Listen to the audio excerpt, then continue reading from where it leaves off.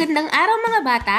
Ako si Teacher Camille, ang inyong guro para sa Makabansa 3, Quarter 4, Week 1.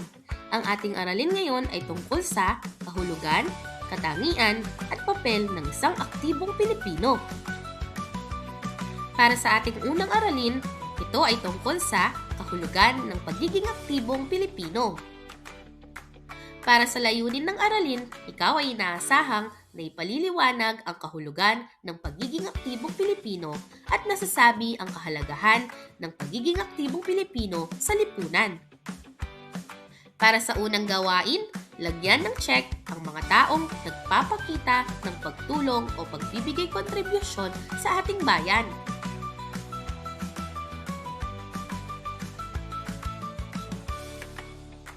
Magaling mga bata!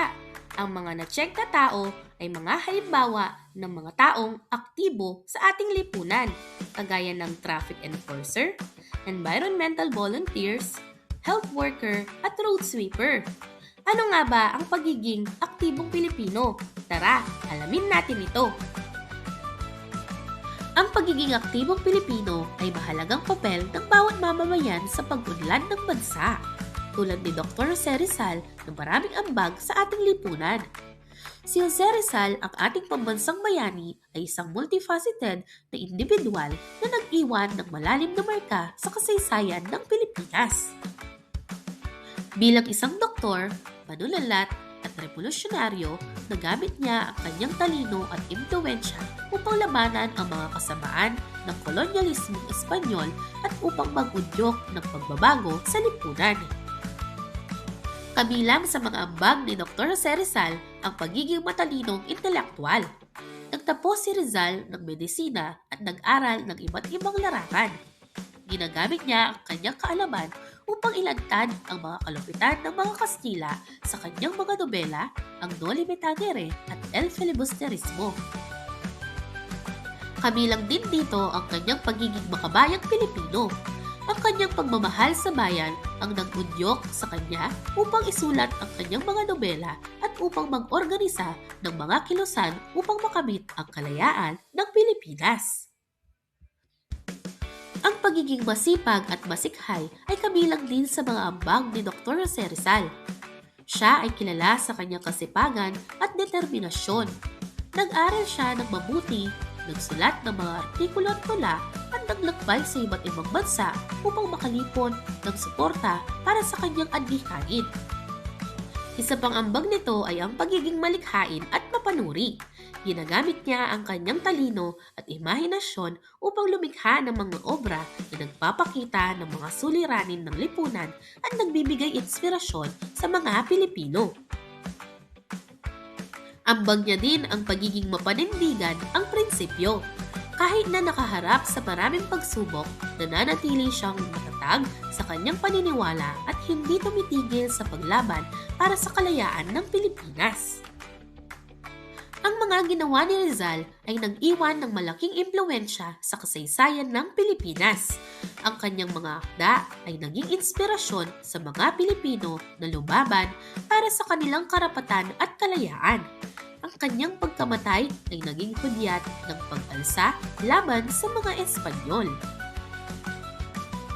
Ang pamana ni Rizal ay patuloy na nabubuhay sa puso ng bawat Pilipino. Siya ay isang simbolo ng pag-asa, pagkakaisa at pagmamahal sa bayan. Ang kanyang mga aral ay nagsisilbing gabay sa atin upang maging mas mabuting mamamayan at upang magpatuloy sa pagsusulong ng pag-unlad ng ating bayan. Sa pamamagitan ng pag-aaral ng buhay at mga ginawa ni Jose Rizal, mas lalo nating mauunawaan ang kahalagahan ng pagiging isang aktibong mamamayan at ang papel natin sa pagbuo ng isang mas mahusay na lipunan. Batay sa napakinggan nating mga ambag ni Dr. Jose Rizal, sagutin natin ang mga sumusunod na tanong. Una, paano nakatulong kay Jose Rizal ang kanyang mga katangian para siya ay maging isang bayani? Magaling! Ikalawa, paano na-impluwensyahan ni Rizal ang kanyang mga kapanahon? Mahusay! Ikatlo, paano natin mapapanatiling buhay ang pamana ni Rizal? Tama! Narito ang halimbawa ng concept map sa pagiging aktibong mamamayan sa lipunan. Tara, mas alamin pa natin ito. Ang salitang aktibo ay tumutukoy sa isang tao o bagay na may kilos, gumagalaw o nagsasagawa ng isang bagay. Sa konteksto ng pagiging isang mamamayan, ang isang aktibong tao ay may aktibong pakikilahok sa mga gawain at usaping may kinalaman sa kanyang komunidad o bansa. Ang isang mamamayan naman ay isang individual na legal na kabilang sa isang partikular na bansa o estado. Bilang isang mamamayan, mayroon kang mga karapatan at responsibilidad sa iyong komunidad at bansa. Ang ibig sabihin naman ng lipunan ay isang pangkat ng mga tao na nakikipag-ugnayan sa isa't isa at nagbabahagi ng isang kultura. Ito ay ang sistema ng mga ugnayan sa pagitan ng mga tao sa isang partikular na lugar. Sa madaling salita, ang aktibong mamamayan ay isang individual na aktibong nakikilahok sa mga gawain ng kanyang komunidad o bansa. Isinasagawa niya ito sa lipunang kanyang kinabibilangan o ang samahan ng mga taong may pakikipag-ugnayan sa isa't isa at may mga karaniwang kultura at interes. Narito ang mga halimbawa ng isang aktibong mamamayan. Ang isang aktibong mamamayan ay isang taong nagboboluntaryo sa isang samahang pangkabuhayan. Isang mag-aaral na aktibo sa mga organisasyong pangpaaralan. Isang mamamayang sumusulat sa mga opisyal ng pamahalaan upang ipahayag ang kanyang mga hinaing. At isang negosyanteng sumusuporta sa mga lokal na produkto. Ang isang aktibong mamamayan ay isang mahalagang bahagi ng isang malusog at umuunlad na lipunan. Ang kanilang mga kontribusyon ay nakakatulong upang mapabuti ang buhay ng lahat. Bakit dapat na maging isang aktibong Pilipino? Dahil ang pagiging aktibong Pilipino ay mahalaga sa patuloy na pag-unlad at katatagan ng bansa sa pamamagitan ng pagkikilahok, malasakit at pagtupad sa ating mga tungkulin na ipapakita natin ang tunay na pagmamahal sa bayan. Tulad ng ipinamalas ni Dr. Jose Rizal, ang isang responsableng mamamayan ay may kakayahang magdulot ng pagbabago. Sa ating pagkilos, nagsisimula ang mas maliwanag na kinabukasan ng Pilipinas. Ngayon naman ay pumunta tayo sa ating gawain. Kulayan ng dilaw ang kahon ng bawat pangungusap na nagpapahayag ng pagiging aktibong Pilipino at kulay pula naman kung hindi. Una, tinutulungan ko ang aking kaklase kapag may nahihirapan sa gawain. Magaling! Ikalawa, itinatapon ko ang basura kung saan-saan kahit may basurahan. Mahusay! Ikatlo, sumusunod ako sa mga batas at alituntunin sa paaralan at sa komunidad. Tama! Ikaapat, hindi ko pinapansin ang mga gawain sa aming barangay. Magaling! Ikalima, nagiging mabuting halimbawa ako sa pamamagitan ng paggalang sa nakatatanda at sa kapwa. Tama! Ngayon naman ay pumunta tayo sa ikalawang aralin. Ito ay tungkol sa mga katangian ng isang aktibong Pilipino. Para sa layunin ng aralin, ikaw ay inaasahang natutukoy ang mga katangian ng isang aktibong Pilipino at natatalakay ang mga sumusunod na katangian ng isang aktibong Pilipino. Una, makabayan. Ikalawa, proactive. Ikatlo, mahusay matibagay. At ikaapat, matatag o resilient. Para sa unang gawain, pagmasdan ang mga larawan at sagutin ang mga sumusunod na tanong. Tingnan mo ang larawan. Sino ang makikita sa larawan na nagpapakita ng pagiging aktibong mamamayan? Magaling! Bakit may tuturing na aktibong mamamayan ang mga nasa larawan? Tama! Alin sa mga sumusunod ang katangian ng isang aktibong mamamayan na makikita sa larawan? Mahusay! pagiging isang aktibong mamamayang Pilipino ay hindi lamang isang tungkulin, kundi isang pribilehiyo. Ito ay ang paggamit ng ating mga kakayahan at impluwensya upang mag-ambag sa pag-unlad ng ating bansa.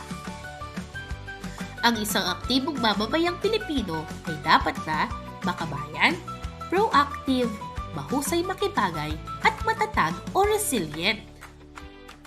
Ang isang makabayang Pilipino ay mayroong malalim na pagmamahal sa kanyang bayan. Nagpapakita siya ng pagmamalaki sa kultura, kasaysayan, at mga nagawa sa Pilipinas. Sinusuportahan niya ang mga lokal na produkto at serbisyo at nagsusumikap na itaguyod ang interes ng bansa sa lahat ng pagkakataon. Ang isang proactive na Pilipino naman ay hindi lamang naghihintay ng may kumilos, kundi siya mismo ang nagsisimula ng pagbabago. Hindi siya natatakot na magsalita at kumilos upang magawa ang mga bagay na kanyang pinapangarap para sa bansa. Ang isang Pilipinong mahusay makibagay ay may kakayahang umangkop sa iba't ibang sitwasyon at makipagtulungan sa iba't ibang uri ng tao. Mahalaga ang katangiang ito sa pagbuo ng mga malalakas na relasyon at sa paggamit ng mga karaniwang layunin. Ang mga Pilipino ay kilala sa kanilang katatagan.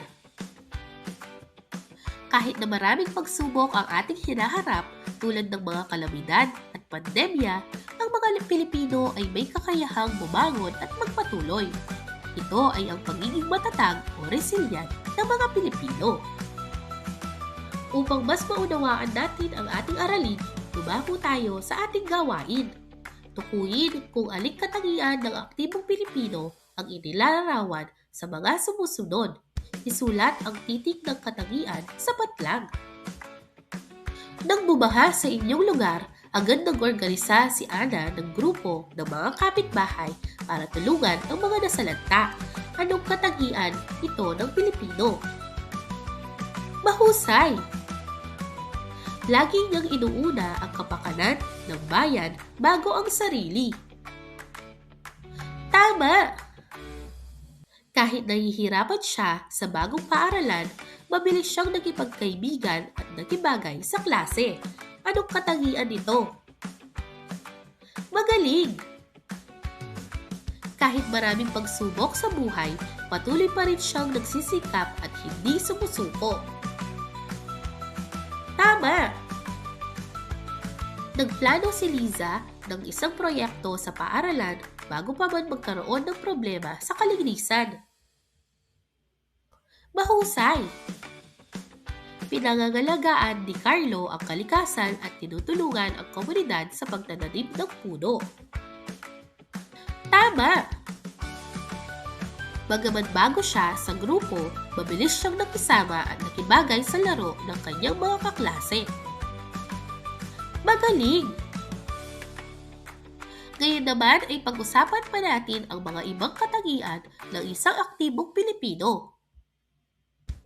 Para sa layunin ng aralin, ikaw ay inaasahang natutukoy ang mga katangian ng isang aktibong Pilipino at natatalakay ang mga sumusunod na katangian tulad ng pagiging matulungin, matalino at malikhain, masipag at masigasig, makatwiran, mapanuri at kritikal. Una, talakayin natin ang pagiging matulungin. Ang bayanihan ay isa sa pinakamahalagang katangian ng mga Pilipino. Ang isang matulunging Pilipino ay handang tumulong sa kapwa, lalo na sa mga nangangailangan. Ikalawa ay ang pagiging matalino at malikhain. Ang mga Pilipino ay kilala sa kanilang pagkamalikhain. Ginagamit natin ang ating talino upang makahanap ng mga makabagong solusyon sa mga problema. Kabilang din ang pagiging masipag at masigasig. Ang mga Pilipino ay kilala sa kanilang pagiging masipag. Hindi tayo natatakot magtrabaho ng gusto upang makamit ang ating mga layunin. Ang mga Pilipino din ay makatwiran, mapanuri at kritikal. Ang isang matalinong Pilipino ay nag-iisip ng malalim bago gumawa ng desisyon. may kakayahang siyang mag-isip ng malaya at magtanong. Hindi siya basta-basta naniniwala sa mga naririnig at binabasa. Upang mas maunawaan natin ang ating aralin, pumunta tayo sa ating gawain.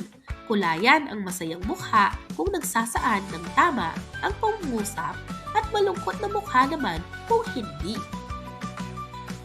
Ang bayanihan ay nagpapakita na handang tumulong ang isang Pilipino sa kapwa. Mahusay! Ikalawa, ang pagiging matalino at malikhain ay hindi mahalaga sa mga Pilipino. Magaling! Ikatlo, ang mga Pilipino ay kilala sa kanilang kasipagan at sigasig sa pagtatrabaho. Tama!